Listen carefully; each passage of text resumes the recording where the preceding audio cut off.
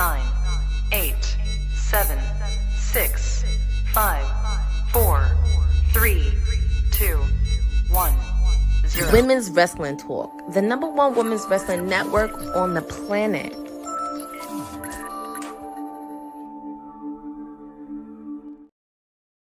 Happy Wednesday, ladies and gentlemen. This is your PR princess, your timeless elite, whatever you want to call me, Stone Cold Courtney, with you on this Wednesday edition of WWT.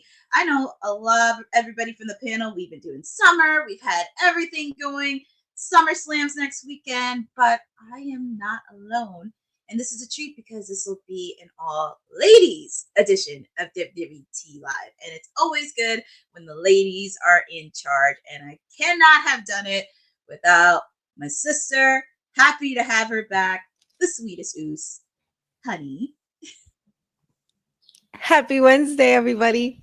Yes, buzz, beautiful people. I'm so happy to be back here at WWT again. Second time in a week. I'm trying to just, make sure I keep this streak continuing. Your girl's been in and out of the honey pot for some time because it's been busy, but any way I can come in and, help out and show some love with the team, I'm always down. What's up, everybody? I know you're always down because it's Wednesday and we know that you've been busy in the honey pot because, like I said, summertime, it's a busy time where everybody's taking off commitments, vacations, but we're here with all of you. And Dylan, you're in for a special treat because you're going to get a preview of AEW Dynamite tonight, top of the hour with yours truly, Timeless Elite Wednesday, not CEO Wednesday. It is Timeless Elite Wednesday. Top of the hour with me, where they are continuing their residency in Chicago, and it's Shark Week as well. It kicked off Sunday with Shark Week. You see right here the AEW World Heavyweight Champion Hangman Adam Page taking on Wheeler Yuta. Imagine this could be in chaos in any way possible. And we're also going to have my client, the reigning AEW Women's Champion, Timeless Toni Storm, taking on Billy Starks. And of course, you see Athena in the corner because her and Tony have been playing cat and mouse in this game. So far, these are the only two matches, but I'm sure there's going to be a lot of surprises happening later on tonight before we get on the air.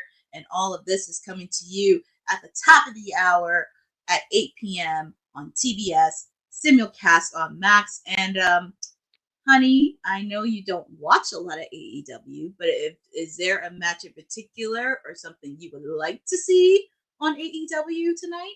I mean, it's right here in front of me. I got Timeless Elite and I have Athena like somewhere in the background. I'm totally good with that. My two favorite women's champions. I'm always down to see that. I mean, it's always good for my clients. And Boza, thank you for mentioning that because Alex Windsor will be facing Athena this Saturday on Collision. And I think she may be my newest client because I have two clients that are on the shelf with injuries. But Alex Windsor, I'm pretty sure she's going to be lurking. But all this and more happening on AEW Dynamite, top of the hour with yours truly on Timeless Elite Wednesday. So, Dylan, you're welcome. You got it right out the way for you. They were very vague. They've been, I guess more so like even with WWE, it's not just AEW, even with the other promotions, it seems like they're just giving away less as far as the previews, which is good because you don't want to give too much away. You don't want to be too predictable. You still want to leave some element of surprise. But I like that it's the second week. Pretty much going into after All In, pretty much the second week aftermath of All In, and they're still being very vague with what their plans could possibly be. It's like Tony's actually taking note. I know, Tony Khan, and it's crazy. This is their second week in residency in Chicago, so I'm happy they are kind of not giving away too much, and they're giving away. Well, of course, Dylan, you're one of my favorite Australian people, even though you get on my client very much, but. Still love you anyway. But I think Tony Khan, because even though sometimes he has his moments, there are starting to learn. But yeah, there may be some surprises because I mentioned they're on the road to Forbidden Door in London. I mean, we've seen the Death Riders beat up on Colt Cabana this past weekend on Collision, so who knows what other chaos is going to happen. So I do smell a lot of shenanigans and surprises. I hear that. But that's AEW Dynamite tonight. But let's talk about NXT last night. Honey, Let's talk about it. Let's talk about it. Did you watch NXT last night? I sure did. I watched it. I watched an hour of it and then took a break. Had to pause because I was scheduled to be with the Kayfabe podcast last night. And of course, if you guys saw last night, Courtney joined us as well as the professor. They were our special guests for the Kayfabe podcast with Will and Dion. We had a blast. We did some really cool fantasy bookings as well as a very interesting blind five to say the least. And Ced joined us as well. So we had a full house. The crew felt really good and refreshing to have everybody back like together as well. So it was really nice. But then after that, after those lovely 3 hours, I did stay up a little longer to watch the second half of NXT that I did not see, that I paused. So I did see all of NXT and I was very, very thoroughly pleased. Very pleased. In any case, I wasn't sure if there was a watch along. I don't think I tuned in if Will did have a watch along because we did have kayfabe. So let's just go right into the good stuff. I mean, can we? First of all, the way Trick Williams sold this, the way he oversold, I'm going to say oversold because it was definitely an oversell. The way he oversold this chokeslam was hysterical. I don't know how Taker wasn't cracking up, like looking at him right then and there. The bug eyes, the lost, the doe-eyed face, and then his feet just wagging, like just completely going up and down. And I'm like, what is he doing and what is going on? But I was hysterical. I thought it was a great moment.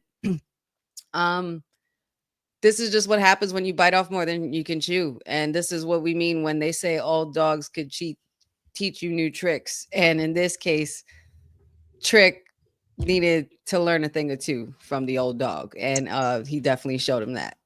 I thought it was a fun segment.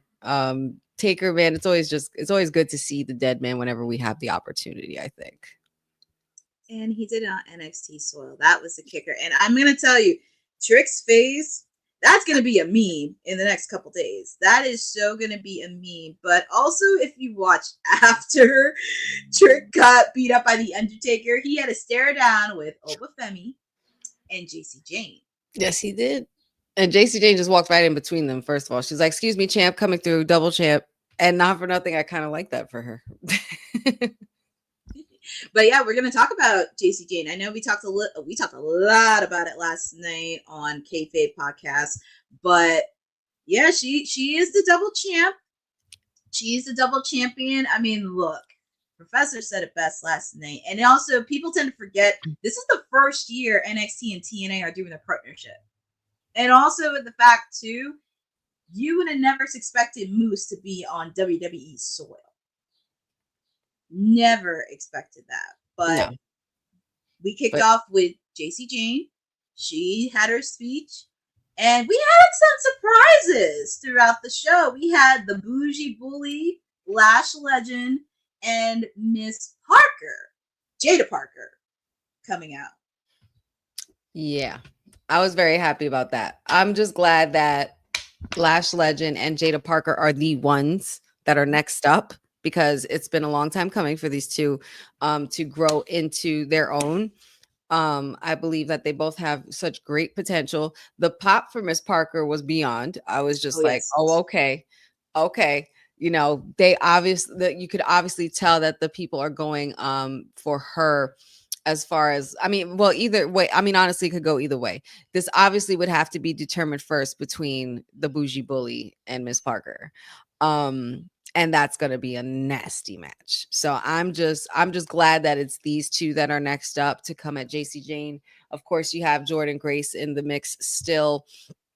However, yeah, man, I would suggest that JC Jane does her best to keep her friends close and her enemies closer, because taking all the credit for becoming double champ when you have a faction behind you that has clearly helped you every week is not a good route to go. because you're gonna get back. It's gonna backfire on you. You're definitely gonna bite off more than you can chew, and you're gonna think that you have it all, and your own people are gonna turn on you. So I really think JC Jane needs to kind of just watch her back a little bit, and clearly her front and her sides. That is very true because when you're the double champ, you're going to have many targets on your back. And also next week, because Fallon Henley will be taking on Lash Legend, Jasmine Nix will be taking on Jada Parker, and also JC Jane will be making an appearance on TNA Impact this Thursday. And I'm very curious on what the rest of the Knockouts division has a lot to say. And you know, there's one person from the Knockouts division, and I know we didn't talk about much of this last night on kayfabe. I would love to see Indy Hartwell get a shot for the Knockouts title. And the fact she's still undefeated, which I did not know until they mentioned in the Slammiversary. She's undefeated. That's pretty crazy. That's a pretty cool fact for her. I like that for her. I mean, hey, I mean, any opportunity that they can provide for Indy in order to get her back on track, even though she's not completely into the WWE, she's still a part of the partnership through TNA. So there definitely can still be something built there. I'm happy that they haven't lost sight of her. So I'm just glad for her in any case of that nature. But also, I feel like there was a few other things from NXT that we should definitely talk about with the culling. I thought for some reason this image seems very interesting to me. I can't help but wonder if Izzy Dame has kind of overstepped or maybe somehow made a mistake in bringing in Tatum Paxley to the culling just when we thought, you know, of course, when you bring in more numbers, the army gets stronger. But in this case, Tatum Paxley fits right in, and she's easily become their new favorite in the faction. And she pulled off the win last night in a way where Izzy Dame didn't or couldn't, or kind of not sure if I could say fell short. Maybe that might be a reach, but it kind of looked that way because you see the look in the Culling's face. But then you look at Izzy Dame and the way she's looking at Tatum Paxley, and it's like, did I make a mistake bringing you in because now you're going to completely undo everything that I've worked hard to build to be in this group? Or could they switch it up possibly? So I don't know why this image was very very interesting to me. Honey, I hate to cut you off because it looks like people in our chat are not seeing the slides from yours. Oh my God, what? Dylan said it. Jeffrey. Hold on. There's no slides. Hold on. Let me see if I can. None of these slides. Can you guys check? Please check in the chat if you can see the slides that I just uploaded from WWT. Dylan said. Okay, Dylan says now he sees them. Okay. Okay. All right. That was so weird. Okay. I don't know. I don't know how to explain that. Okay, here we go. So people in the chat, I was like, thank God I caught that because I'm like, okay.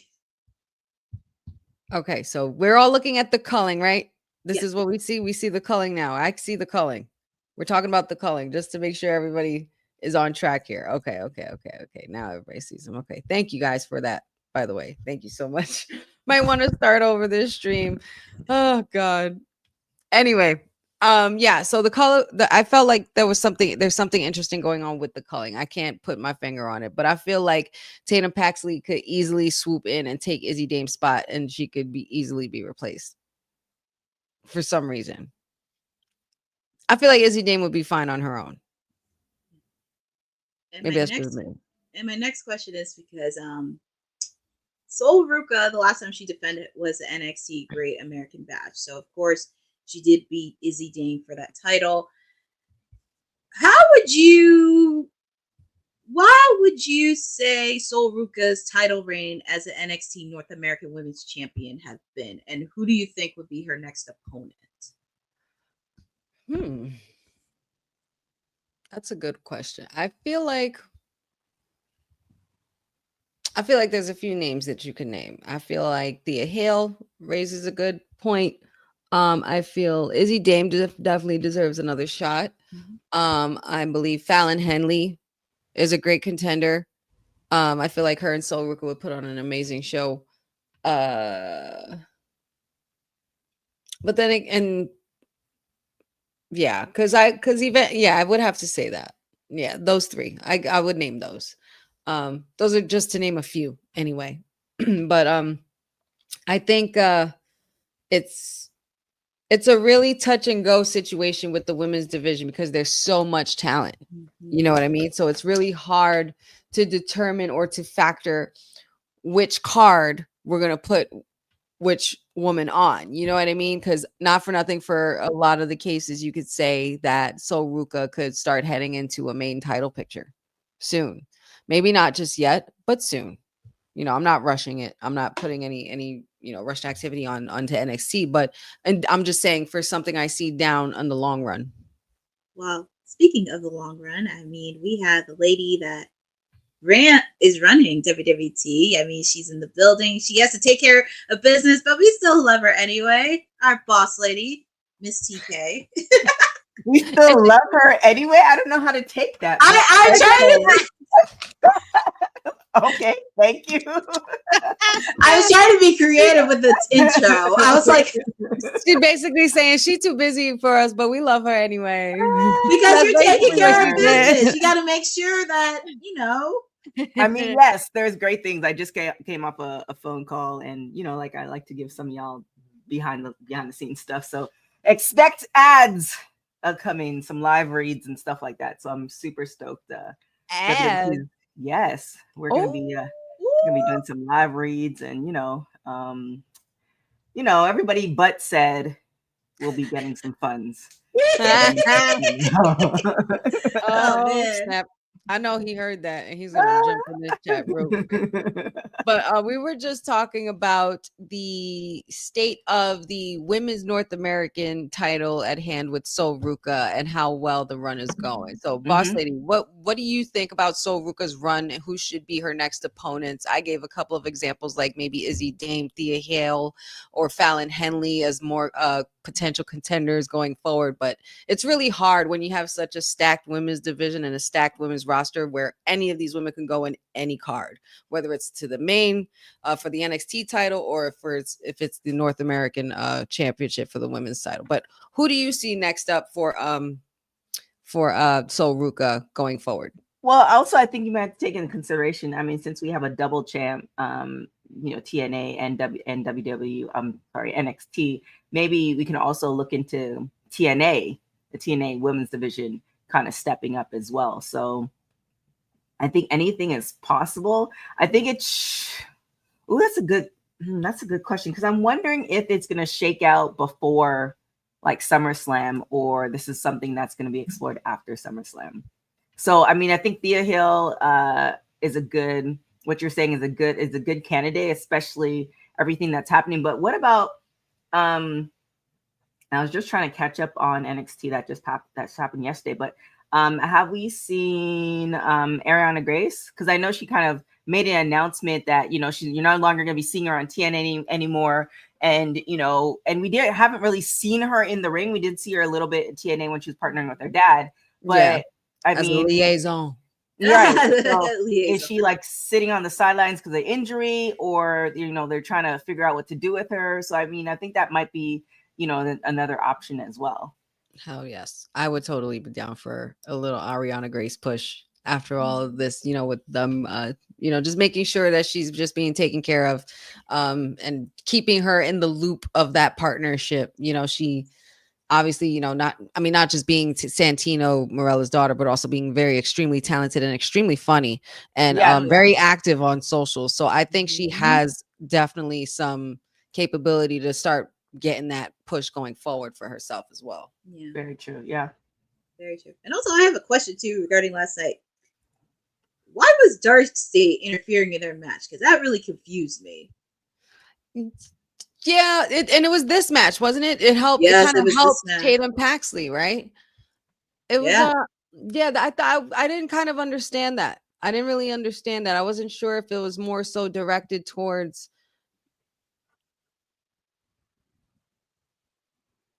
You're on mute, honey. Yeah, my mic keeps going off. I don't Oh, know. I was like, hey, what just happened?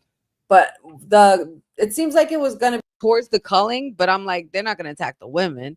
But they just stood there as a distraction, and basically Tatum was able to get the pin. So I'm not sure. I mean, maybe this is stating that they want titles. Maybe this, they're trying to target Hank and Tank or something. I don't know. But it was weird that it was this match and not the other match. It was very weird because maybe it's time to get challengers for Hank and Tank, especially after what happened with Dark State after they lost to the System and Matt Cardona this past week on Slammiversary. So Jeffrey saying that Tatum Paxley summoned them somehow. Ooh. MDB saying that's what Dark State does. They're attacking at random. So they're kind of like unspoken hitmen that just come out whenever they want to. But they technically didn't really do anything. They just showed up and then the lights went back on. Mm-hmm. So I don't know. I guess going forward, we'll see what happens with that. I'm still not sure of what the purpose of Dark State is just yet. Mm-hmm. But I guess we'll see. The only thing that really matters is this, honestly. So the ruler is still the ruler, and that's all there is to it. Pretty much defeated Josh Briggs and Inamura last night. And Josh Briggs turned on his former buddy. So kind of saw that coming. This was pretty much the build for that. Oba obviously still proving that he is the ruler and always will be. I'm still not sure who's going to be the next one to try to take this man down, but you could try. You could try. You could try. I mean, I feel like with him, we need. Do you think he's the face of the division, or who do you think, as far as the male face of the division? Do you think it's still Trick Williams? I mean, he's the face of the NXT men's division in any case, but Trick has done this thing where he's transcended now into being the face of two companies. Mm-hmm. Right. Kind of, even though he doesn't have what JC Jane's doing right now, he still had NXT on his back for a while. And then now being the first NXT star to achieve something that nobody else has before him. I think that transcends him automatically, in regards to thinking that not that he's better than Oba, because that's not the case. But what I'm saying is that Trick Williams is a different path. They're both the faces of NXT, but Trick has a little bit more leverage because of that TNA partnership. But Oba kind of did that already beforehand. A little bit when he was helping out the Hardys and he was making that jump into TNA. The only difference was he didn't win the title against Moose. Trick won the title against, And then the thing too, it's gonna be interesting because I think we all saw like Moose kind of made that. I think it was like a post or something where he was saying like he did everything he could do at TNA, and he has. So do we think he's going to make that jump to NXT, because even him, and that would make a really great rivalry, like big meaty men slapping meat for at least 2 to 3 times for overtime. That would be interesting. Oh my goodness, meat, a lot of meat. But yeah, I think that was a really good NXT, especially for it being still coming down from Evolution, but we're still kicking things up because SummerSlam, Heat Wave, all that around the corner, literally. It's literally. I don't even know a week away. Like I don't even I don't even know what day it is anymore. And wrestling's on every day, so it's like, what happened this day? This happened when? Oh, I thought that was last week. No, that was this week. It was this week. And TK, I have a question for you since you're Canadian. How'd you feel about Ethan Page changing the belt to fully Canadian? I thought that was a great segment. I mean, I think it's given everything that's happening, like on both sides. Like I was at, for you guys in Canada, like I was at this Shoppers Drug Mart, which is like the equivalent like CVS or Walgreens or Rite Aid. Mm-hmm. And I just went in there to get a Gatorade, but I can't remember if it was like the card or the money or whatever. I didn't have Canadian money. And so I mentioned like, oh yeah, I don't live here. I live in the States. And, it was just the the slight, like, Canadians are not happy right now, and it's kind of, it's funny, but it's not funny, and we're not going to get political. I'm sure everybody kind of knows what's going on, but it's kind of like I haven't seen Canadians with a disdain to like certain like politics like ever. Like, you know, just it was the cashier at the Shoppers Drug Mart that would, you know, went on a little rant, and I was just like, okay. And like even a lawyer that I spoke to, it's kind of these subtle digs. So right now it's kind of like I put it the equivalent of, you know, you have a cousin, right? And your cousin's been like your best friend growing up, and then you guys become adults, and like your cousin just said something that's a little off-putting, and you're like, I'm not really rocking my cousin right now. Like we still family, but yeah, at the moment it's not, and that's what it feels like. Like, you know, the Canadian American politics right now. Well, so yeah. Well, we did get his appearance from Santino last night, and he's going to be challenging Ethan Page for that title. And I don't know if anybody catched it on socials, but everybody was talking about Ethan Page's belt. And if you watch WCW, it was pretty much similar to when Lance Storm was United States champion in WCW. I like it. I mean, I like it for the, and I'm gonna be back in 1 second. I'm just doing something. I like it for the talk of it, because you are talking about it right now, right? Yeah. Yeah. Hilarious. Santino will be facing off against Ethan Page next week for the NXT. I was gonna say, what do we think about the moment between the young OG and the dead man? Woo! I mean, look, Undertaker, he sees something in the young OG. He sees something in him, and he said, "Go after that belt. Go after that yard." So I would not be mine to see the young OG, because he was figuring out what he wants to do next and just figuring out. But they're really gonna. I think they really might give us that David and Goliath story, man. It really might go down. I'm for it. And I mean, Undertaker doing these I think moments. Oh, am I muted? No. Oh, okay. These moments are really good. Here comes my dog. She wants to be. Yes. Okay. So yeah, I think it's really, really great to see that. Yeah. And you know what? That's true. If you get endorsed, like if you think about the journey, Oba's had quite the journey from being the breakout star, you know, from NXT, and then going straight into becoming a North American champion and having one of the longest reigns and best reigns, and then also doing the same thing with the NXT championship. But you think about the journey of the young OG, you get endorsed by Randy Orton. You know what I mean? You were working with Trick, one of the popular faces of the brand at the time when he was, you know, when he first had the championship.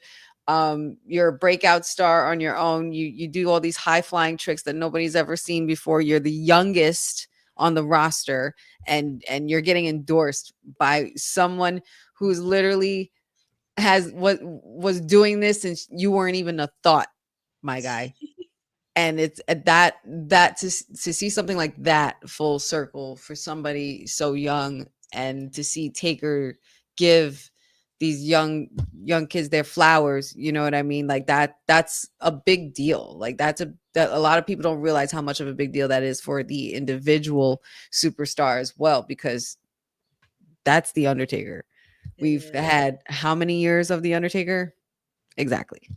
It's kind of funny because I wonder if Triple H took this from, because do you remember there was a point, and this happened on the Breakfast Club, where a lot of like younger rappers were saying that the OGs weren't really like, they weren't reaching back and teaching them, or not teaching them, but like, you know, putting co-signing on them.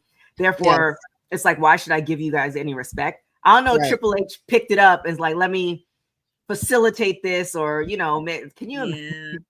Right, because at the end of the day, we know that Vince wasn't, when he was running NXT and Triple H was running NXT, he wasn't endorsing NXT or helping having his guys go down and help them. They had to figure it out themselves. Yeah. But to get an endorsement like The Undertaker shows that you care about these superstars and you care about their journey, because these are the next ones that are molding the future of the product we are watching. Right. And it's also just showcasing too, like, you meet people who, like, people have asked me about, it's not even television advice. There was a friend of mine, her daughter's getting into the medical field. She'd moved somewhere else. And I'm like, one of the not biggest regrets, one of the regrets I had is just because I didn't really network as much in Toronto as I did in the US. And it's so important to just network wherever you are. And where, if you move, stay in contact with and so those are kind of the things that, to be able to, take, and, if the person doesn't take the advice, then at least you did your part.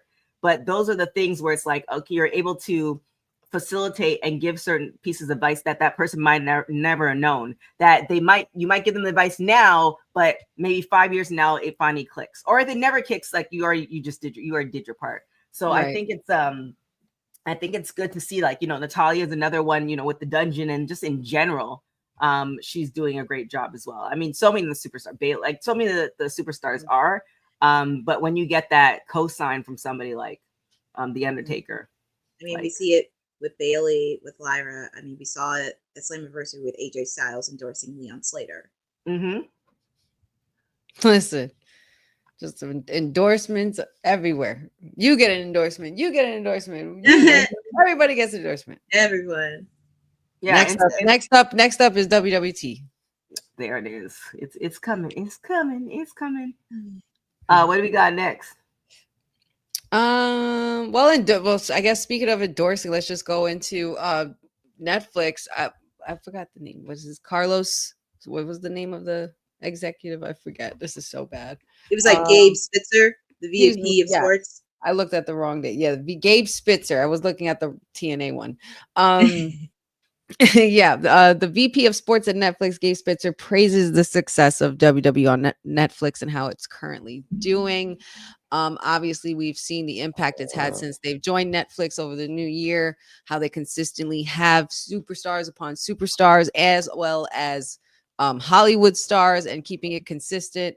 What do we think so far of this going on with Netflix? And being that, Netflix seems to be very happy with it. Is this something that's going to obviously just going to continue to be something that continues to grow and into something bigger and better each time? Boss Lady, I'll start with you. Yeah, I talked about this last year. Wow. Last week, my frustration of being able to find things. I think Kyle did tell me about the VPN, which I may look at next time I travel.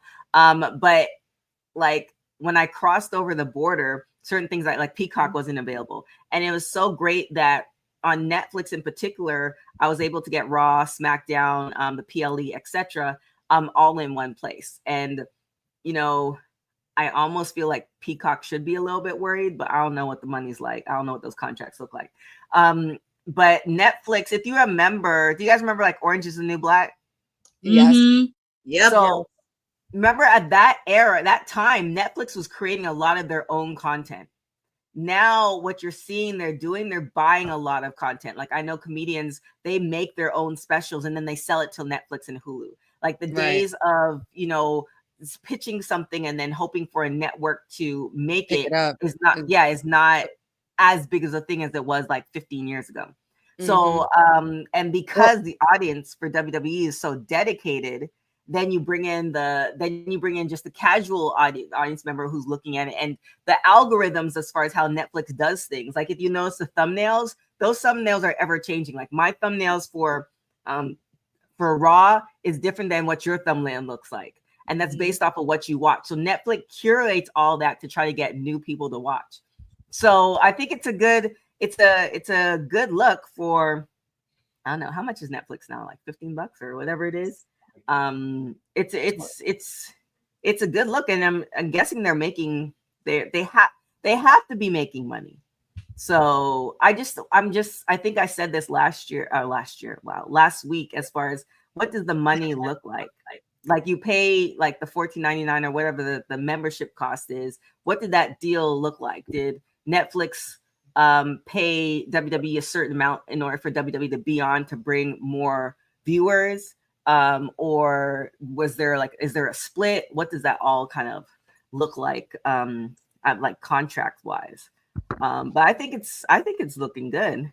Like, and it all comes on the same time too. Because I remember at one time, well, when we used to do Raw on AfterBuzz, we had to watch the East Coast feed.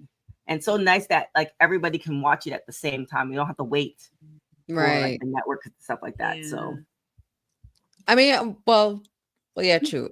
And the one thing I haven't really heard anybody complain about is the timing of how like Raw goes on Netflix. I don't think anybody really cares if it's like the 2 hour mark, 2.5, 3 hour, whatever it is. It's just give us the show and call it a day. But I am a little upset. Yeah, I don't think they should shut off the air so early, because we missed the tribal yeet on Monday. We missed the tribal yeet. I think that's something that would have been so worthy of being live for everyone to be able to see. Like that would, but I don't know. But that's just little minor things. Like that's just like little things there. But I think it's going really well for them. Obviously, it just keeps getting better and better. Each PLE gets bigger and better every time. And this is definitely showing that they didn't make a mistake making this move. No, I don't think they did. I think they are doing on the right track, because I mean, they're generating a lot more money. They're getting a lot of exposure on Netflix, especially people who don't watch wrestling. I'm very curious on how they're going to do in Q3 and Q4, because Q4 is going to be very important. With the fact with Netflix, there are a lot of stuff happening. Plus, you're also going to be up against football too during Q4, because I think they're going to be doing some football games since they did so well last season. This is going to be very interesting with Q3 and Q4. But, they're putting the numbers in. And also, we are seeing some WWE stars guest starring in some shows on Netflix. So that is also an added bonus. Lots of crossover. Lots of appeal there, too. I mean, I guess at this point, there's nowhere to go but up. I mean, it would have to take really drastic measures for them to be dropped in a certain way. I mean, this is one of the most longest running shows on one network in USA. So Lord knows how long they could make this happen with Netflix. Yeah. And then another thing too is, I mean, and I know people don't want to hear it, but just the evolution of like business and marketing and stuff like that. Eventually there's going to be a lull. This wrestling's not going to be as hot as it was before. But if you see how the evolution of Netflix and how it's gone, it's, at one thing it was everything, and I know people who don't have Netflix and they don't miss it. So, it just, I'm curious to see the ebbs and flows of everything. We're right now where it's like wrestling is everything. People are talking, even the casual fan knows what's going on to an extent. So I'm curious to see, when everybody's not on board, and everybody's not trying to knock on their doors, what's happening, especially when you talk about the influencers and stuff like that. So we'll see how it goes. And also the unscripted show comes out next week. So we are the Unreal show next week. Yeah, I am promoting that sucker. I'm back. Hilarious. Well, I could say this with confidence. I have crossed over the border successfully. So shout out to America. But yeah, we will have a watch along for the unscripted script show, because nice. We have to see what that's gonna look like. Nice. We're gonna have. I'm back in the country, and I am traveling again next week, but I'm gonna be with computer and around. So for at least the next 6 weeks, I'll be in America. So we're gonna get a lot of different shows. We're gonna finish up some shows too that we started. Well, all right now. Just keep on moving. I'm here for it. And speaking of Raw, since we talked about it, you want to talk about Monday Night Raw? Let's talk about it. We did. Speaking of he said in the chat, we did have a post show, so you guys can check that out, both on audio and on visual, all podcast platforms. So definitely go and check it out. And definitely go and support us on audio too. If you just played in the background, I'll really appreciate it. I think everybody else on WW2 will really appreciate it too. So just just take a gander, take a listen. And we have great voices. I'm just saying. Yes, we do. There is that too. We have great voices. We're you know. Who's going to SummerSlam? So Honey and Courtney will be, well, they're on the East Coast, so they will be around. That is my birthday weekend, and I've been in the midst of my birth season. So I will not be at SummerSlam. Oh, Aww. Sorry, y'all. Sorry, damn. Sorry, trying to get the whole crew out here, man. I will not be there. I will be traveling. Okay. So. Well, I know who else will be there. It will be CM Punk and Gunther. Boom. We saw them face off in a heated exchange this past week on Monday. You know, Punk always being the defiant that he is, and just pretty much standing 10 toes down on his business. He's not afraid of anything or anybody. He's pretty much done all he has in his career. There's nothing for him to be afraid of. Gunther is just, pretty much running his, I wouldn't say he's running his course, but I'm just saying he's just pretty much carrying this title and pretty much just trying to find, I think it's just they're just trying to find a way to still pivot from everything that happened with Seth. I felt like this was supposed to go in a different direction, but we ended up having a gauntlet that CM Punk won, so now we have them too. But I'm interested and intrigued to see what goes down with this. But we also talked about this on Kayfabe podcast last night. I'm going to ask you, boss lady, who needs this win more? Does CM Punk need this title win more to achieve gold finally? Or does Gunther need this win to have a proper defense and a clean win as opposed to everything that he's gone through this year? I mean, I feel like CM Punk needs it more. I mean, it's kind of like he's kind of come close to the mountaintop a couple of times, and then it just didn't, it didn't happen based off a storyline or this is how they all planned it. But I feel like for as young as he looks, his time is limited. And when I mean like limited, it could be another, 5 to 10 years. Do we see him in 20 years? No, I don't think so. So I feel like we should really take advantage of, who we have right now, because we have a whole bunch of people. We just talked about NXT. We have a whole bunch of superstars, NXT, Evolve, TNA, that are, itching to get to that main roster. So it's like, take advantage of what he has right now. Now, I've also said this last week, I think, either before or after Evolve, that I feel like WWE, their storytelling and their plans of things are so on point. Like they've swerved us, or I'd say me, a couple times with Naomi. So I feel like something's going to come about. I feel like it's not like, okay, let's see where we can stick CM Punk. I feel like they have a plan. If I were working it through, I think now is the time to kind of pull the trigger for him, because I want to see what he's going to do with that. What does he do when he's on top? Because we had a lot of people like, you've had him chasing, you've had him, fighting for, to avenge certain things. But what does main event WrestleMania, right? Like, what does he do when he's actually on top? What type of leader? And this is, and that's what, boss lady, that's a really good question. What does in 2025 a world heavyweight champion in CM Punk look like?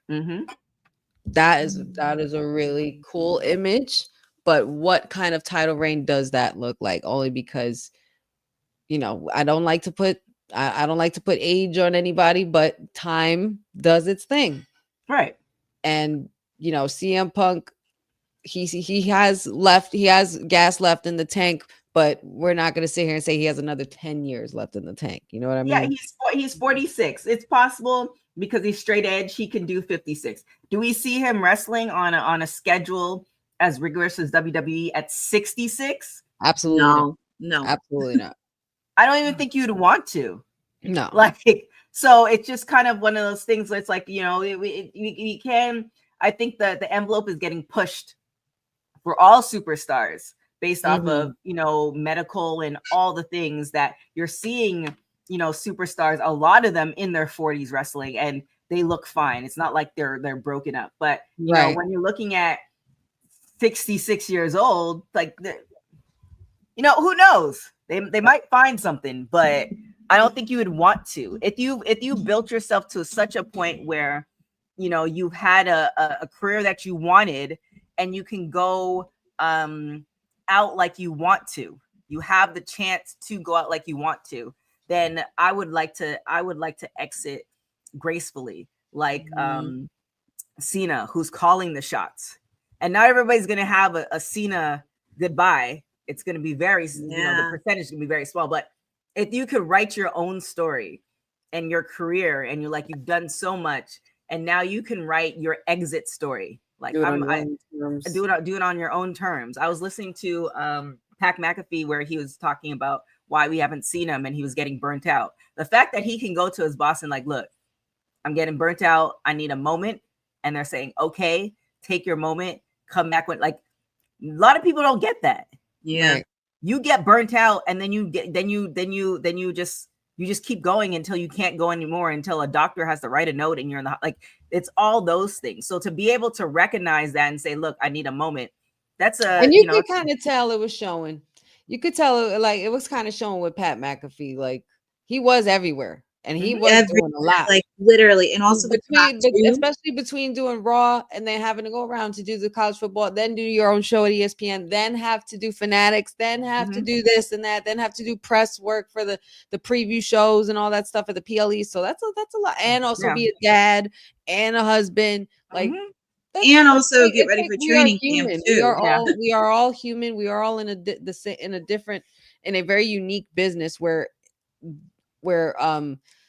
it could actually blend, where your lifestyle and your work can actually blend, but it's just a point of finding that fine line of balance and being able to balance, you know, the work ethic and being home. You know, you can't bring everything all at once. It's something that I've heard, like, Dom mention as well, when a lot of people were concerned about the whole storyline with Liv and things like that. And how does your wife handle?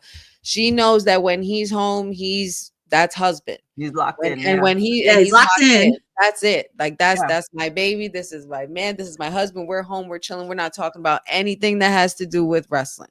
But the minute he's on that TV, that's Dirty Dom and the greatest luchador without to never don a mask. It's a different area, but to be able to do that, you know, it's so, and a match at Mania getting chopped up by Gunther in between that, like, yeah, that's a lot. So shout outs to people who to be able to have the emotional maturity to recognize that, because you don't want to crash out while also risking your pockets. You know, you never want that to ever play a factor. You need to make sure you take care of yourself first, your mental stability, your mental health, whatever it is that's bothering physically. Even you need to just lay your body down and rest. Just because you're sleeping doesn't mean you're actually resting, and you need to rest in this kind of business. It's not for the weak. And other highlights that happened for Monday Night Raw as well, besides Gunther and CM Punk, Raquel and Roxanne Perez, the latest member of Judgment Day, has successfully just keep on defending their tag titles. And I think it's just very interesting to see this journey unfold, and them welcoming Roxanne with such open arms, you know, being that at first she was just not, you know, Raquel wasn't really with it. And all of a sudden Raquel's just, you know, she's giving her the look right here. Like, you know what? You ain't so bad.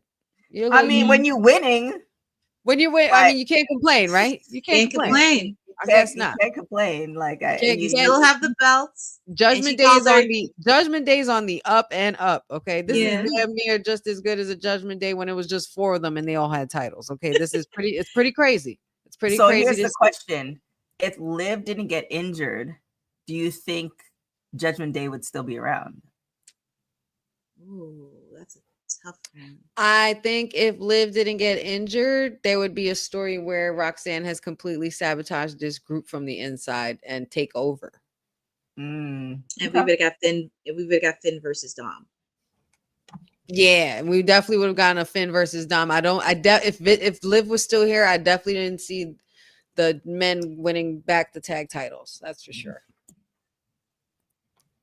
I don't know, but you never know. Like all it takes is a Thanos snap to change anything. Oh my gosh, I just finished watching Spider-Man. I'm like going down the rabbit hole. Which one? Which version? The 2017 Homecoming. Oh, Homecoming. That one. Yeah, it's quite fascinating. And this is, I'm going to tie this all together, y'all. It's quite fascinating when you look at the arc of storytelling in general, like whether it be wrestling, comics, the Bible, all that stuff. And those who believe, those who don't believe, I would just say read it. And it's fascinating when you look at the arc of everything, and there's certain similarities, and that's why I really love wrestling. That's why I like even watching like the Marvel. It's just like the arc of storytelling and human beings and how they process things, and when people legitimately think that they're right and they're doing it for the good of humanity, but it's not for the good of humanity. Like all those things, and even with wrestling, you look at that; it's all very similar, which makes it just fascinating. Because it's like there's not that much a difference, and if you actually like appreciate a good story, it doesn't matter what you're watching. Oh yeah, you can appreciate it. I agree with that. That's the same. Like I literally caught the last bit of the first Marvel's Avengers. When they had them all together in the first Marvel Avengers and everything like that, and that ending and the way, Tony Stark coming in and the scenes, how everybody kept jumping from one to the other, and you kept seeing their individual fights into their big fight where they're all in a circle in a unit, and it's just and even the people that are working for them, Agent Coulson and Samuel Jackson's character for the Agents of S.H.I.E.L.D. and everything. It's just it's just so cool, like how everything affects everything, and it's just the emotional connection. Like I get emotionally connected to movies like that, especially when it tells such deep stories about these big larger than life characters, like the ones we see in wrestling, like the ones we see in movies, but totally completely humanizing them throughout and picking apart their character throughout the story to then develop them into their full form that they're supposed to be by the end of it all. And then they conquer and happy ending and blah blah and all that stuff. But it's just I feel like that's what's going on with the Judgment Day too. There's literally Judgment Day has secretly been on its way to being one of the longest stories being told in WWE. Aside from the Bloodline story. Wow, because when you really think about it. Like if you think about it, Judgment Day was pretty much formed up with Edge, like when Edge was still in WWE and everything like that. And Roman was just beginning that journey with Jay as the right-hand man and all of this stuff, and molding the Usos to do his bidding, to be his lackeys and stuff. Like it's Judgment Day deserves a lot of credit for how far it has come and how far it has evolved, because just like the Bloodline story, if you look at Judgment Day when it started and Bloodline when it started, and then look at it now, both of them, you wouldn't think it could get this far or this big. So I really like the intrigue behind what Judgment Day is doing, and the fact that the whole thing about Liv and Finn Balor just easily just writing Liv off like nothing. And it's just, it's so crazy to see how far it's come. But these girls are putting in the work, and they're definitely showing that they got what it takes to carry this women's tag team division. I mean, it's the Prodigy and Big Mommy. You can't be mad at it.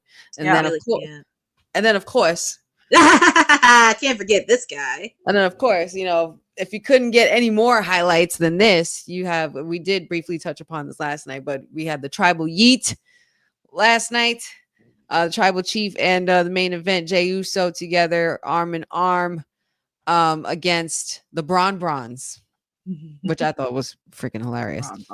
Yeah, the Bronze. When he said that on his Instagram and put up his Instagram while he was walking the treadmill, I was crying my eyes out. I was like, you gotta stop playing Roman. I can't. This Roman we're about to see a Roman that's just literally out here having fun. Is that kind of like the pathway of Brock Lesnar? I think so. When he had the Money in the Bank briefcase and was dancing with it. or when he did the cowboy thing. Yeah, when he was Cowboy Brock. When he had the tractor, Cowboy Brock, I would think that's probably the most similar and the best. But Roman Reigns yeeting is something I did not think it would be on my bingo card so soon. Especially being that he was not the advocate of the word. He very much heavily disliked it. But now to see him come full circle to be and I mentioned this last night as well on kayfabe, to be a humble tribal chief, to acknowledge the fact that Solo, the Usos, and Sammy helped you get where you are today, get you to be the tribal chief. Also to acknowledge the fans, which is something that I mentioned last night that Roman never ever did the whole time he was tribal chief. He always demanded that the fans acknowledge him, but never one time did this man acknowledge the fans, and he did that this past week. So I thought that was something very important to note about Roman Reigns going forward. This Roman Reigns is definitely this tribal chief version of Roman Reigns is definitely on a different path. He's on a greater path. He's just having fun at this point. He has nothing to prove. At this point, it's just about destroying Seth's creation. There it is. Yep. The bronze. And now we got a match added to SummerSlam. Yes, that's right. They announced the tag team matchup because Paul Heyman and Roman Reigns were having some exchanges on social media, as well as Jey Uso responding to the fact that he wants the smoke. I got this. I got you, big cuz. I will definitely be by your side for SummerSlam. So I think this is, I think the heat is picking up, y'all. This bill's gonna be really high by the end of the month, just so you know. There it is. Oh my goodness, Dylan. Fightful gonna pick WWE Roman Reigns. Listen. Oh my gosh. Roman Reigns. Now, I'm not saying that he was never humble, and I'm not going to sit here and give any excuses as to why I don't think but when Roman Reigns first became the tribal chief, he was not very humble. He was very Would you have been?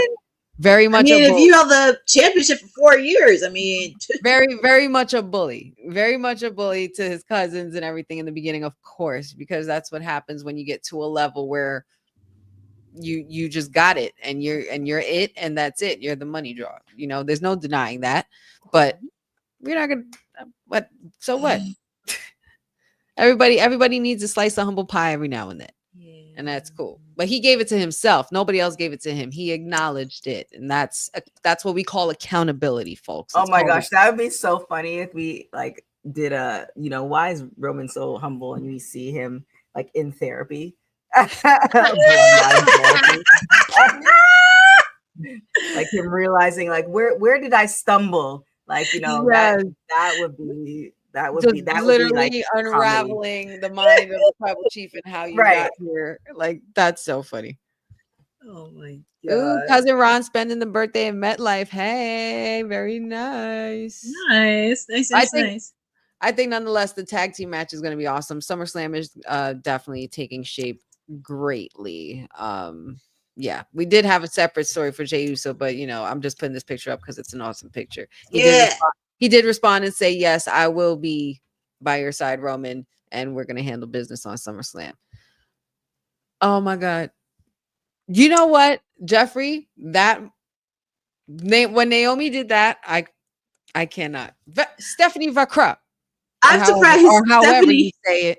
I'm surprised Stephanie didn't break character. She was just had that solid face, and I thought she at least had a chuckle. I couldn't help but think that I thought she was gonna break. For some reason, I thought she was gonna break. If I was Naomi, I probably would have ended up breaking myself. That was too funny. Was funny. She's been amazing. Dylan says, Dr. Shelby. Oh my God, Dr. Shelby. Roman Reigns should go and see Dr. Shelby. Dr. Shelby. Oh God. Anyways, well, speaking of doctors, there's word around that Devon Dudley has been not necessarily with a doctor, but with a miracle man. I'm going to call him DDP. Working on DDP yoga as well. We also saw that this past week at Slammiversary, after the Hardys retained their titles, Bubba Ray Dudley did confront them and say, with the crowd saying one more match, indicating that there is a possibility for one more match, and there's definitely going to be one more match. So we talked about it last night as well. Just pretty much trying to cover the bases of see how well Devon's progress has been going. He says he has definitely gone through a big weight drop, and he's been doing a lot better. So congratulations and shout outs to him, and shout outs to DDP, continuously saving lives out here, and just regaining the strength of our old legends and Hall of Famers as well. So anybody care to comment on Devon Dudley making that return for the Dudley boys one more time with the Hardys? I mean, I think that when you're an athlete and then you kind of lose your way, especially if you've been training so often and so long, and then you're like, yo, I need a moment. I don't need to be training 6 hours a day or whatever. And then to find it again, because you know what the mountaintop looks like, and then to have the motivation. I mean, it's always good. And then it extends your health. I think that those things, it's like when you've been an athlete and then you're stopped being athletic, it's kind of one of those things where you actually decrease your health.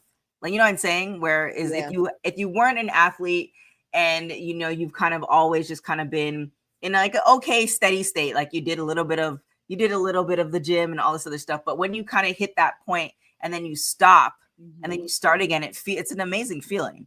So definitely kudos to him. I'm sure his family's feeling it. His kids are seeing it. Your life is different. Like, it's just the mental state. So I like it. Congratulations to him. Yeah, for sure. Congratulations. Maria, I'm looking at you in the chat saying you don't need the Hardys and Team 3D in 2025. Let me tell you something, because there's a lot of history if you never watched it in their prime. And I said this last night on Kayfabe that Bubba Ray mentioned on Slammiversary. This year is actually the 25th anniversary of their tables match at the Royal Rumble in Madison Square Garden back in January. My God. And this is a full circle moment for them, especially if you were there at that match or watched it at home or whatever at a bar. You realize that was one of the matches that did pivot that tag team division. And seeing it one last time, oh my goodness, especially if you were just a fan. But Dylan, I know it's not on TNA. It's on TNA. It's not WWE. I get it. But I don't care how many minutes it is. I'm just happy to get in the match. And also, it's going to be at Bound for Glory in Massachusetts. And also, it may be an interesting card, because I wouldn't mind going to Massachusetts to see them one last match. Just see them do it one last time, having that full circle moment. So shallow nobodies. That's hilarious. But one last time final match, but it's just nice to see the teams that we grew up with as preteens, teenagers, even when we were in college, just having that full circle moment. And also shout out to DDP. He's just doing the man's work. He made Lex Luger walk again. He helped out many other people where they were going through so many. Like we got Dudley Boys versus Hardys coming to us later this year. We have CM Punk about to go for the World Heavyweight Championship. We have 25 years of Stratusfaction. We have Undertaker rolling in the red carpet for new superstars and being a mentor with Bubba Ray Dudley and other legends. And we have, you know what I mean? John Cena retiring. There's just Roman Reigns yeeting. It's just, what else can we get? What else? I think we're getting spoiled. So much to come. So much to come. But yeah, I mean, I don't care. You could bring me back to anything Attitude Era, and I'm not going to be mad at it. Devon, you come back and do your damn thing, because I will watch. Well, yeah, and this is not like your mom's podcast, or not your mom's podcast. This is not like your your mom's podcast. Your mom. It's not your mom's podcast. This is not like that would be a great title. Yeah, look at CM Punk. He's 46 years old, right? If you look, or here's a great example: the Golden Girls. Think of them; they were portrayed in their 40s. Yes, and look at CM Punk, and look at Trish. The 40s and the 50-year and the 60-year-olds. They're not they're not like what they were 10, 20 years ago. Like they put in the work. Like Trish could still go. Yes. So it's nice to see like that. And so why not bring them back? So I want to see it. I'm here for it. I'm here for it. I mean, come on. It's going to be in Massachusetts. Come on. I'm for it. What do we got next? Huge congratulations to Miss Katana Chance, formerly known as Katana Chance. She has been engaged. Somebody's popped the question, and we love here on WWT. So, we just want to give that a quick shout out as well. Look how happy they look. Look how happy she is. Look at her pretty smile. I love it. You never forget those moments. Never forget those moments. But shout outs to them and their newfound happiness. Wish them all the best, and congratulations to Miss Casey. Also, I saw we had some news about Natalia as well. The boss put it in work. She's taking care of business. She's making her Lucha Libre debut for AAA on July 25th, which would literally be in 2 days. This lady, I don't know, man. I don't know. I don't know why did we keep her on the list last night, Courtney?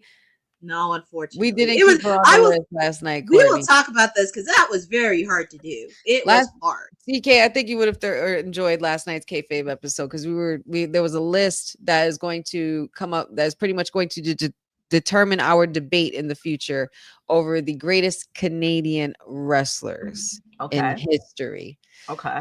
And we had up to 6 names left.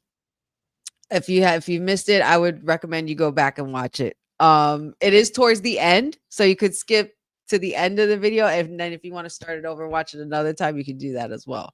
But we do talk about it towards the end of the video. I forget all of the 6 names, but we did remove Natty from that list, and I'm not sure why, but I'm really sad. I'm really sad that we did. Was Seth on that show? Yeah, he was. Ted was on the show. Professor was on the show. Will, Dion, myself, Courtney, and it was quite the time. But we were really stuck on between. There was either leaving a top 5 list, or we keep the list or we keep the 2 on the list that we were debating. We had 6 names left, and we were stuck getting rid of one. And we kept going back and forth. I don't know how long we went back and forth over Trish Stratus and Kenny Omega. Yeah, that was and who should be removed. And me and Will and I and a couple of us were advocating for Trish. We were like, I can't take Trish off this list. It's not like and Professor was making great cases, fantastic, valid cases as to why Kenny Omega should have stayed on this list. And they were like, so what do we do? Do we just vote for one or do we keep all 6? Because we ended up keeping all 6 names, but Natty unfortunately wasn't on that list. I really tried really hard to keep her on the levels of disrespect. But okay. But the boat, man. The boat. It was a very tough one because I did not, but then with Kenny, and not trying to sound biased because I watch AEW on a weekly basis, but you have to think on from outside of it on the international that Kenny did, and also with the fact too, he is a really good trademark. Like every week, if he's on Dynamite, all the fans would go crazy, and also with the fact too, he has put on international. Now he hasn't wrestled in WWE, but he has put in, and I would have not known of him from Chris Jericho because Chris faced him in the Tokyo Dome. Mm-hmm. Yeah, so it was like we were just stuck. Was that Jericho on the list? Jericho was definitely on the list. There was the last 6 names were Kenny Omega, Jericho, Trish Stratus, Edge, right? Yes. Brett, Stu Hart, and Stu Hart. Because because the factors that you had to take in were Impact. Can you tell the story of of wrestling without them? Things like that. Roddy Piper was on this list. Lance Storm was on this list. Gail Kim was on this list. Oh, there yeah. So many people. There were so many people on this list, but those were the 6 that we narrowed it down to. I mean, I didn't want to take off the boat, but she's going to be she's set to make her Lucha Libre debut at AAA on the 25th. I believe she's teaming up with Lola Vice. Maybe that's why she's doing all this stuff, because she's not in some of those conversations, and she feels like she needs to be. And I feel like she should. I feel And like she should. right, but I feel like because that's something that I would do. Is I feel like I know I should be on the top 5 list for whatever. I'm not going to, because there are some people, and this is beyond wrestling, I'll say, no, I need to be in the top 5, and here's right. Then there are some people's like, oh, you don't think I have to be in the top 5. I'm going to show you why I need to be in the top 5. And I feel like maybe this is the reason why you're seeing her everywhere doing different things. And obviously, she's gotten the okay from WWE, but she doesn't have to do any of this. None of it, but she can choosing coast to do it. She's choosing to do that. So I feel like when you get to the end of her career, this last portion of it might solidify in what she knows she is, and will prove like, okay, I am in the top 5 or the top, when you speak about women's wrestling or Canadian wrestling or whatever, I'm in these conversations. I feel like that this might be the reason why she's doing that. Because also another thing that we're going to start seeing that we've seen trickle down is all the people that she's training. Yes. Oh, yes. So like that's going to become a thing too. She's a mentor for a lot of people, even ones that we don't know of. She is, and she's a huge supporter of everybody, and I think that's what many people do not know. And also with the fact too, I mean, I'm still waiting for her and Maxine to have a match, because I always see the backstage. I'm like, look, I just want to see the two of them tag team and challenge for those belts. If we're having the conversation about the greatest Canadian wrestlers in the next 10 years, we better be putting Natty on that list. Because I'm not sure why she wouldn't be on the list now. I mean, it was a vote. It was a collective thing by vote and whatever. But in reality, in my brain, like in the future anyway, she's on right now. What she's doing is what Stu did. Yes. Stu was breaking barriers, creating lanes, going to different places, different promotions, working with other wrestlers, didn't matter, old and new or whatever it is. Natalya is literally on that level, to the point where she's also mentoring almost every single superstar that we like. Every single one, even down from making it through the Diva era and training those girls as well. Like Natalya is no joke, and also care.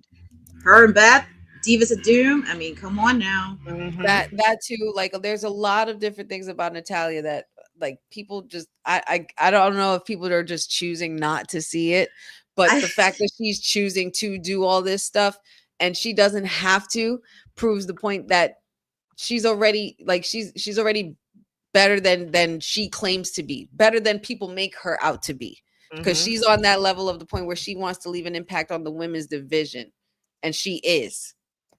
There's no doubt about it. You could say whatever you like about her, whether you're joking or not. There is no denying the boat. And also with the fact she's releasing a book later this year, and she got everything from her grandfather, Stu. Everything she got from her grandfather, because I had to stop people last night because they were taking Stu Hart off the list. I was like, no, you can't do that. No, please. You're the first woman to survive the dungeon. That says it in itself right there. I'm sorry. Like, I know I wouldn't be able to survive no dungeon. I mean, stop being petty just because. Why don't you show up? Why don't you come up in here in the chat? You know why he hasn't shown up? It's because my client my client gave Mercedes her first loss. That's why, from all in Texas. That's why said. You know what? He's upset. He's still upset about last night because Mercedes, lady, you missed it. Look, I really shouldn't even say it. I should just say go watch the episode. Mercedes is gonna be fine. I mean, look, she's gonna collect her belt. She's gonna get it. No, Jeffrey, I have to get there because he slandered my client for the last couple weeks. Said too long. You said a lot, and also you slandered my football team, by the way, because we play you guys later in the year in Spain. Said hit my music. Which one? Because you got a couple in here, sir. Oh my goodness. But before we do that, do you want to do the AEW Dynamite preview for Dylan? We actually did start that. It was only two things. Perfect. Only two things. Only two things announced that we got it out the way. Well, actually, Boza said there was a third match in the chat, but I think they're gonna leave out for surprises because it's their second full week in Chicago. It's Shark Week this week. So Dylan, that's funny. That's funny. I should look for that. I'm in the thing now. Let me see. Enhancements. Oh my god, I can't. It'll be specifically for Raw. Stop it. What else do we got? We got one last thing here. Some news, of course, from a very controversial fellow that we know very well. Mr. Eric Bischoff has openly stated that he predicts actually that TNA could overtake AEW as the number 2 promotion literally by this time next year, quote unquote. He did a recent appearance on the Ariel Helwani show, and he pretty much made a very bold prediction on how well TNA wrestling is going and, you know, how it could potentially surpass AEW. Thoughts on this, ladies? I unfortunately, I think it's actually possible. There's certain things that AEW, and maybe you could speak to more of this, Courtney, but to me, it just certain things that AEW is just kind of missing. And I don't know. And also too, it's still in its infancy. TNA has been around for a long time. WWE has been around for a long time. So we have to kind of let AEW cook. But in this era where everything's moving so fast, and you know, the partnership that TNA now has with WWE, which has a jetpack full of, I mean, I don't know who has more money, you know, Tony Khan or TKO. I'm assuming TKO, but I don't know.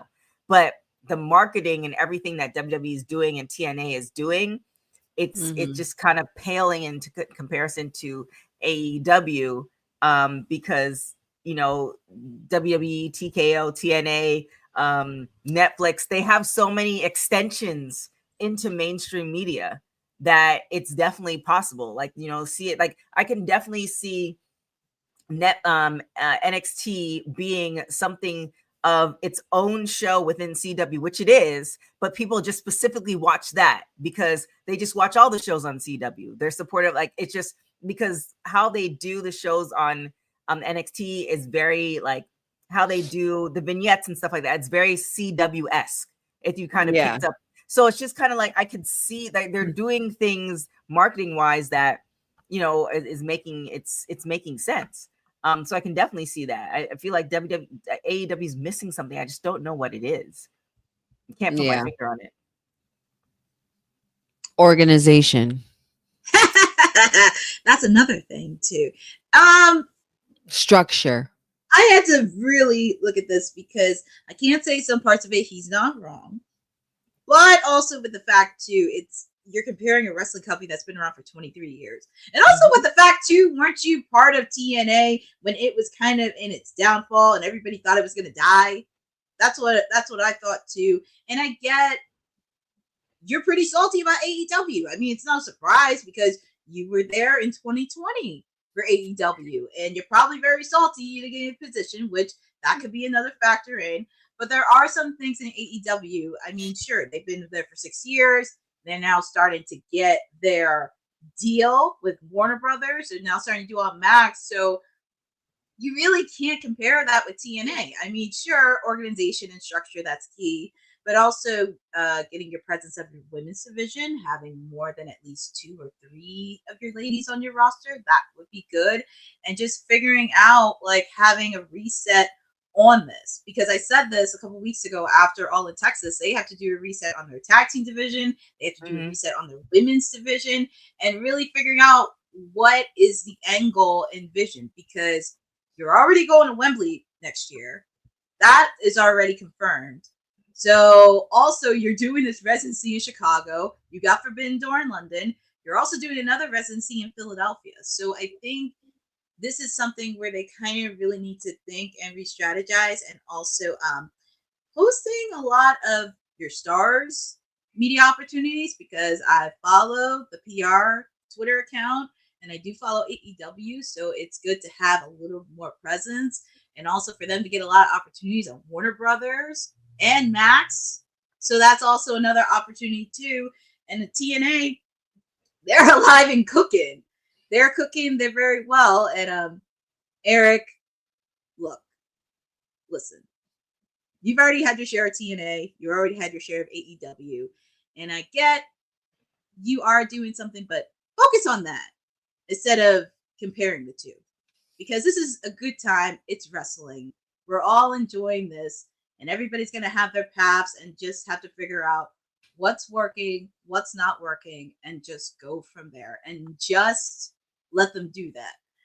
That's why we're pushing. We're definitely pushing for AEW because I want all of them to do work, but I want their women's division. That's why I've been pushing on my watch along because I want them to be better.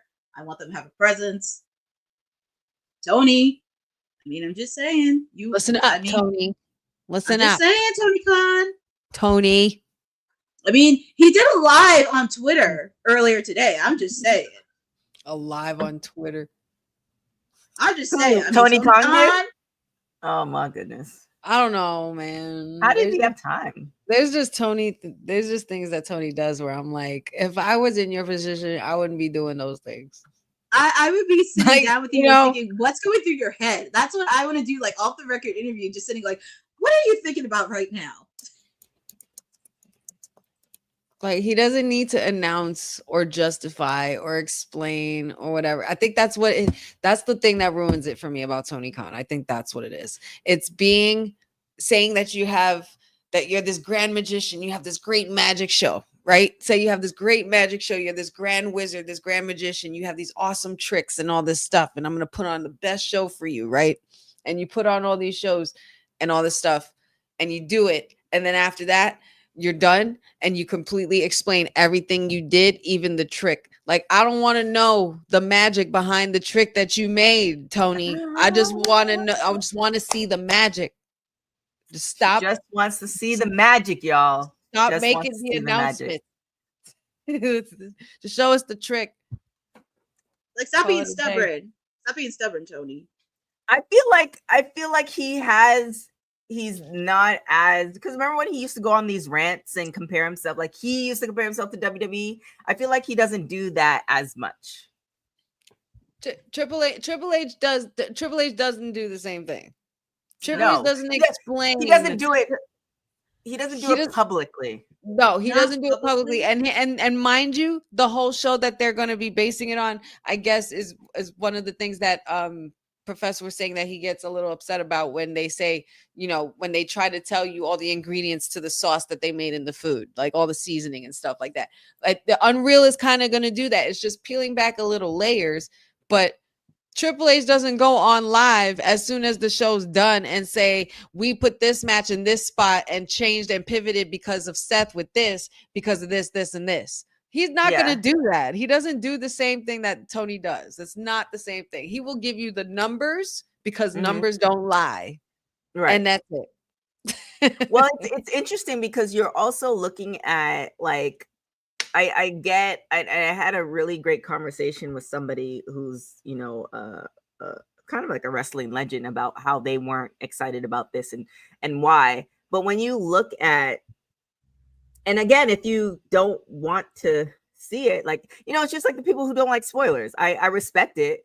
I don't mind spoilers. Give me all the spoilers. You guys can. Oh, we know go, that. Yeah, you guys we know. As far as the reason behind that. But I feel like you can do almost anything that is made. You can find, like, even down to Marvel. There's a section where you can watch how they do everything. It's within Disney. You see it on the Disney Channel.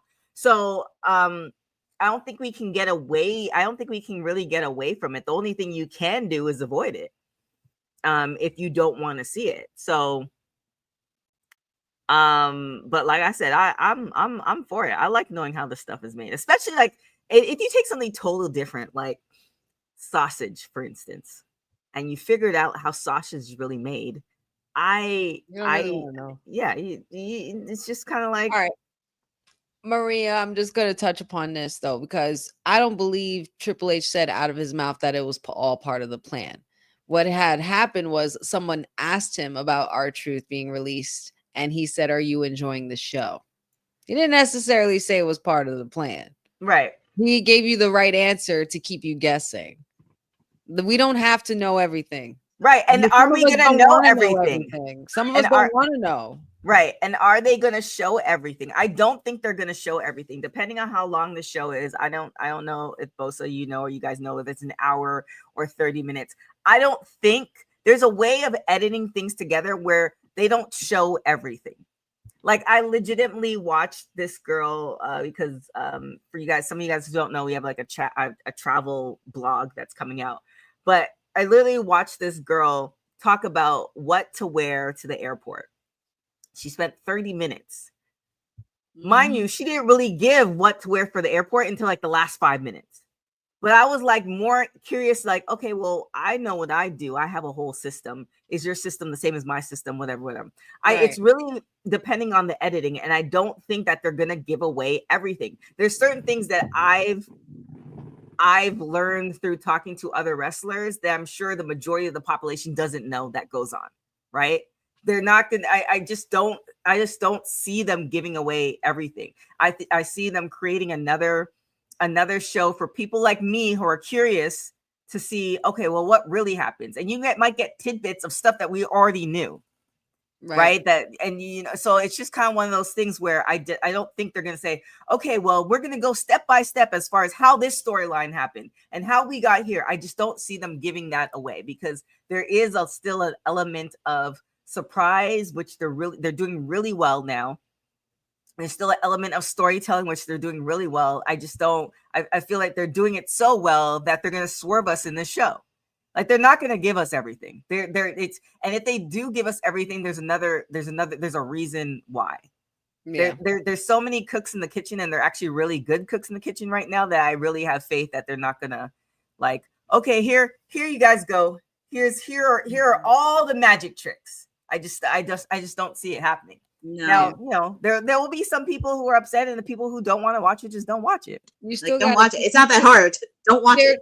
There's a fine line now with the era that we are in, because especially with us, with our ages, we have seen what it's like during the era where there were certain things that needed to be kept, the whole kayfabe thing, the whole behind the curtain kind of thing.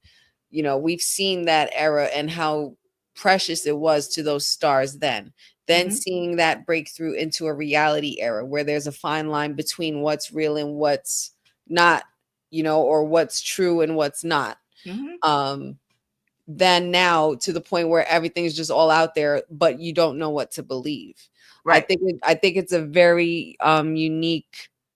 And it's across the board with everything. It's not even just wrestling. It's the news. Everything. Like, we think we know just because it's there in our phone and we see it, that's news, that's real. And it might not be, but it's very unique how like we've come this far, because you still have to, I think the challenge for WWE or for the wrestling business as a whole period when doing these kinds of things like a documentary like Unreal where they peel back layers is that it might not, to a lot of old school heads, this might not be a good idea. Yeah, a lot of them are like, a lot of them still keep that to their grave, that kayfabe, boom, like the work, like you won't know if it's a work or not.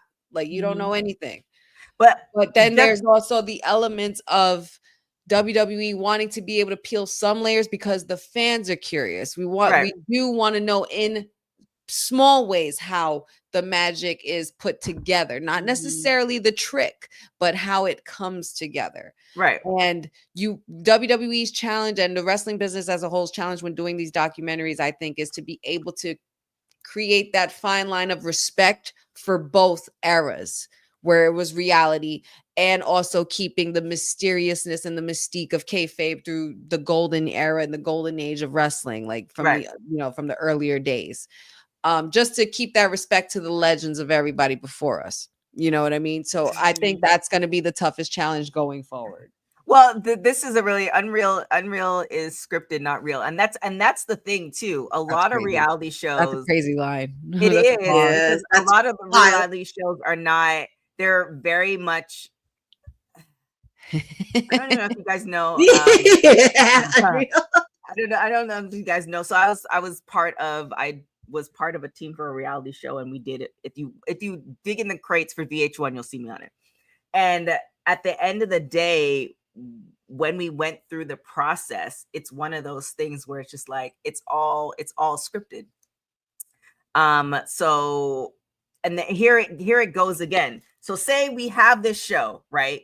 And say hypothetically it's unreal, but it's real, but it's scripted, right? They're going to show certain things. They might actually create storylines within that story. That, right. You know, the dirt they're going to pick up, we're now going to report about, and now it's going to create a whole thing. So it's like you don't really, and that's why I'm saying it's almost across the board, which is, I'll give you a prime example, which is not, you know, it's a sad example. Malcolm Jamal Warner. He goes to the gym. He's a friend of mine. And when I saw it, I didn't believe it. Yeah. Because it's like, no, this is not. And I actually had to talk to people who like are far more closer. Like, you know what I'm saying? It's just like everything where we are in society right now, which is not the greatest place to be, especially where it happens to be news, aside from wrestling, is just kind of like, you look at stuff and you're not sure. The article might not be, you have to check with the source of the article, but even the source of the article, depending on where that, like everything is up for questioning, and it's not a great place to be in. But where wrestling is concerned and entertainment's concerned, it actually is a great place to be in because you really don't know. You want to learn about that. It reminds me, as somebody said it here in the comments, it reminds me of the times when they used to have behind the music. You know what I mean? Like behind the music of show, like, you know, episodes of artists and stuff, and how they came up with this album, or how they, you know, built this out, like, or how they came up with this song and stuff like that, or Michael Jackson behind the scenes documentary behind the music video, the making of, or whatever. Like, I like things like that. I do enjoy that. So I think I think it's really intriguing to see what WWE does with this documentary, how far it goes. I know I've been seeing this pop up like everywhere. It's crazy, and people are like, I'm like, it was such a great interview. That was such a funny interview. That was after the Usos had the rap battle with New Day. Oh my god! It was a great moment. But shout out to them. I don't know how I can get all the money from it though, because I have been seeing it pop up everything, and it's like, I know y'all making money from this, but whatever, it is what it is. Cut the check, y'all. Cut the check. I know, cut the check, or at least tag us. Jeez. Something. Show us some love. Something. But yeah, no, I feel like I feel like the fear that the people who think we're giving away everything, or they're going to give away everything, I feel like they don't have to fear. I feel like there's going to be a fine balance, and I feel like there's certain things that are going to be given to us that we're thinking, oh, this is it. This is how it gets made. They're going to say something. We're like, what did you say? Like, what are they hinting at? What does that mean? Right. Like, now it's going to make you dig deeper. That's it. It's just creating another story for us. It's creating another story. It's going to create you wanting to watch the product to see, okay, how do we make the connections? Like, so for me, like people like me who watch that, I hear something and then I'll go and look it up, and then I'll watch something else to back up what my theory is, or to say, okay, well, that theory is incorrect. Right. Like, there was, I can't remember which Marvel thing was, but they made a reference to one of the Avengers getting injured, and it was Doctor Strange. And I'm like, okay, does that? So I stopped it and I looked it up to make sure, and then I went back to the original movie to see if that it correlated, right? Like all those little things. If you're into, like, that's why I like watching I don't watch the behind the scenes to just say, okay, I've seen it. I watch the behind the scenes to now, like, almost like not fact check, but it's like, okay, I'm listening to this. Does this correlate with everything? They never did hit his music. Oh my gosh, I can't. You know what? If you're not gonna pop in, that part. Part. You can pop in anytime you want. The music can't be played if you're not ready. And Gorilla said, "Boom." Is that all? Because I know, Courtney, you have to get ready for Dynamite. Yes, indeed. Ooh. I think that's pretty much it. That's all I got. Those are all the slides I got here. All right. Yeah. Well, There it is. Well, where can everybody find you, honey? You guys can find me here every now and then, trying to make my face back here. WWT Live Monday, Wednesday, Fridays. This Friday, no watch along. Unfortunately, Honey Pot is going to be busy in the evening shift, so I will not be around. Just to give you guys a heads up. But I did hear rumor something about a certain mayor possibly covering the Friday shift. That apparently that was told to me last night on kayfabe. I'm just trying to make sure that he better keep his word. Just keeping the word, just holding it down. I'm just saying. So, I mean, that's if he appears in here anyway. But, and yeah, and wrestlingwithhoney.com launching 2026 as well. Got a lot of cool things in the works. Literally was working poolside with Patchu today on some cool ideas and things that I'm working on for y'all. I can't wait to get into that. Also, all things Wrestling with Honey on Instagram, Facebook, TikTok, and all the social media stuff. Wrestling with Honey YouTube as well. And if you guys are around in the tri-state next week, hit your girl up. There it is. Let's link up, y'all. Courtney. The people can find me top of the hour for Timeless Elite Wednesday, not CEO Wednesday. That ain't crushing my show. It is Timeless Elite Wednesday. Get it right. And we are in our second week of Chicago residency with AEW Dynamite. Make sure to catch all the action with me, play-by-play, as they're on the road to Forbidden Door. They can also find me chirping sporadically on WWT, appearing any way as I can. Follow me on my socials at CourtneyNJ11 because I got a lot of stuff happening with content. Lots of stuff. And like Honey says, if you're around next week, I mean, next week in SummerSlam, it's in Jersey. Feel free to hang out with us. Also, please make sure to follow ISPW Wrestling because next week they have a big show in Wildwood, New Jersey. Yes. Oh my goodness. Wildwood, New Jersey. You got to check it out. And also, yours truly is on the commentary side. So we got a lot of stuff for summer. We're trying to get ready for fall. So if you want to see independent wrestling in the summer, head on out to Jersey. There it is. You can follow me everywhere at TK Trinidad. Check out check out I've been traveling quite a few places, so you can check out all the restaurants, etc. All the projects that have been happening. The Women's Wrestling Archive is going. We got a really great partner. So I'm really excited about that. So it might launch sooner than we think. So which is great. But yeah, check out Women's Wrestling Talk on all social media platforms at www.talkpod.com. Articles, review shows, all that great stuff. And I am back in the country, y'all, unscathed.